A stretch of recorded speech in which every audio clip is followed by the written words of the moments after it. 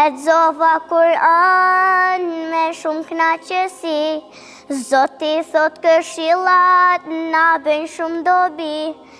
E di nuk priton, babi të kam yll, nga përvoja jote më jep një këshill.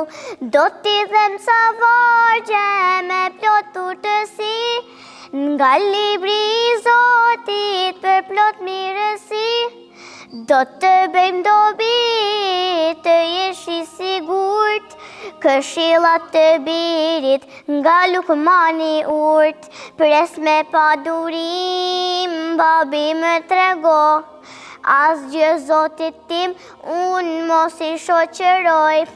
Si më ke mësuar, e them vetë sa i radhe, se shiku ndaj Zoti pa drejtësi e madhe.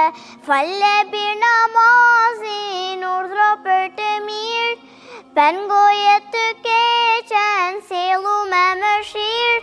Dhe çdo gjë në jetë, ty që të godet, bëhu i durueshëm, burr i vërtet. Kur je në namaz, zemrën tënde ruje gjuhën tënde, fjalën kur e thue. Ruaje shikimin në shtëpi të huj, mos i nënçmo tjerët, me njerëz mos luj. Jemi urdhëruar prindët i dëgjojmë, du themi fjalë të mira dhe mos i lëndojmë. Si me ja këtë fjalën babës edhe nanës, rreth juve ndihem si yjet rreth hanës.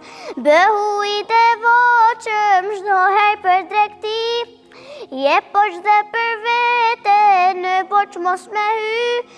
Nëse në vegjëli ke mësu kultur, përfito prej saj kur të bëhesh burr. Kur je nevojtar, mos e ndjen në shesh, se pastaj pran njerëzve as pak vlesh do kesh. Çdo gjë që të duhet, ndalu thuaj lotit, kërko vetë nga deti, prej mirësive të Zotit. Kur hanë dhe pin, shih mos e tepro, këtu shkruan dy gjëra, kur mos i haro.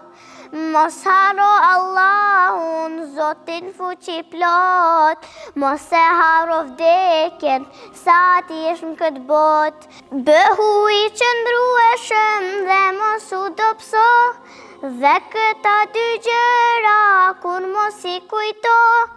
Kush të ka bë keq, mi kujti ke bë, këta dyja haroj, mos i përmend më. Me selam çdo njerin me përshëndet, para se tu flasësh dorën ua jep.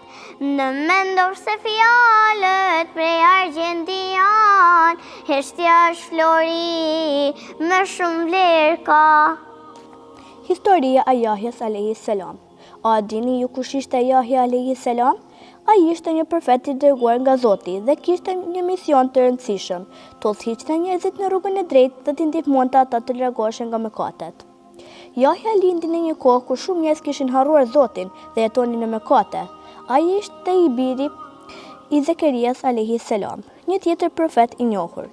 Babai i tij, Zekeria, ishte një njeri i vjetër dhe nuk ishte pasur pas ardhës deri atëherë. Pas lutjeve të sinqerta, Zoti i dha Jahja një dhuratë të madhe. Kjo ishte një mrekulli, pasi Zekeria ishte shumë i moshuar dhe gruaja e tij gjithashtu ishte e moshuar. Jahja ishte një djalë i pastër dhe i devotshëm, që ishte gjithmonë i gatshëm të ndihmonte njerëzit dhe t'u jepte udhëzim për të jetuar në një jetë të pastër. Ai mori mësime të forta nga babai i tij Zekeria dhe gjithashtu jetoi në një mënyrë të thjeshtë dhe të pastër. Misioni i Jahjas. Që kur ishte i ri, Jahja a.s. filloi të predikonte njerëzit. Ai u tha atyre që të pendoheshin dhe të ktheheshin Zotit, dhe gjithashtu theksoi se duhet të jetonin në drejtësi me paqe me njëri tjetrin. Ai u kërkoi që të mos i shtypnin të varfrit dhe të drejtonin zemrat e tyre nga Zoti.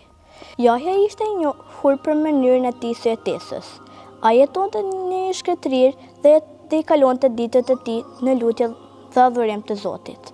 Ai vishte rrobat e thjeshta dhe mbante një lëkurë dhije, duke i përkushtuar vetëm Zotit dhe misionit të tij. Ai e kishte një shpirt të pastër dhe nuk kërkonte asgjë për veten. Pavarësisht nga pasuria që mund të kishte fituar, ai përqafonte një jetë shumë të thjeshtë. Njerëzit vinin te ai për të dëgjuar mesazhin e tij dhe për të udhëzuar, dhe ai kur nuk kishte frikë të thoshte të vërtetën. Sfidat dhe kundërshtimi.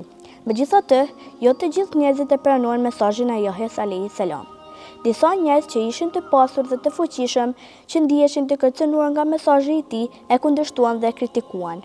Ata nuk donin të ndihmonin të varfrit dhe nuk donin të merrnin parasysh udhëzimet që Jahja u jepte. Ata ishin të kënaqur me jetën që kishin dhe nuk donin të ndryshonin. Në veçanti, Jahja kritikoi sundimtarin e kohës për padrejtësitë që ai bënte. Ai akuzoi atë për marrëdhëniet e tij të paligjshme dhe të padrejta, dhe u bë një simbol i luftës çdo lloj padrejtësie dhe shtypjeje. Jahja tha të vërtetën me guxim, pa pasur frikë nga pasojat. Kjo zemëroi shumë sundimtarin dhe ata kërkuan të mjanonin Jahjan. Jahja dhe dënimi i tij. Për shkak të kritikave të forta ndaj Jahjes dhe sundimtarëve të pasojave që kjo kishte, Jahja alayhis salam u bërgot dhe u dënua. Ata që ishin në pushtet kërkuan që ai të zhdukej, sepse ata e konsideronin si kërcënim për pushtetin e tyre. Pas një periudhe të gjatë, Jahja alayhis salam u vra për shkak të besimit të tij të palëkundur në drejtësi dhe të vërtetë. Mësimet nga historia e Jahjes alayhis salam. Besi dhe besnikëria ndaj Zotit janë të rëndësishme. Jahja alayhis salam ishte një shembull i devotshmërisë dhe besimit të pastër. Ai e mbajti besimin e tij të fortë edhe kur i u bë një lloj e vështirë. Të luftosh për të drejtat të varfërve dhe të shtypurve është detyrë e çdo besimtari. Jahja gjithmonë u kujdes për të varfrit dhe nuk pranoi të drejtat e padrejta që njerëzit e pasur dhe të fuqishëm kërkonin. Të thënit e të vërtetës dhe mbrojtja e drejtësisë është edhe kur është vështirë. Është një vlerë e madhe. Jahja alayhis salam na tregon se edhe kur gjërat janë të vështira, duhet të qëndrojmë të drejtë dhe të guximshëm. Përfundimi. A ju pëlqeu historia e Jahjes alayhis salam? Çfarë mund të bëni ju për të ndihmuar ata që kanë nevojë për të luftuar? Unë nga kjo histori kam mësuar se që të jesh i lumtur duhet të jesh i devotshëm dhe të besosh Allahun.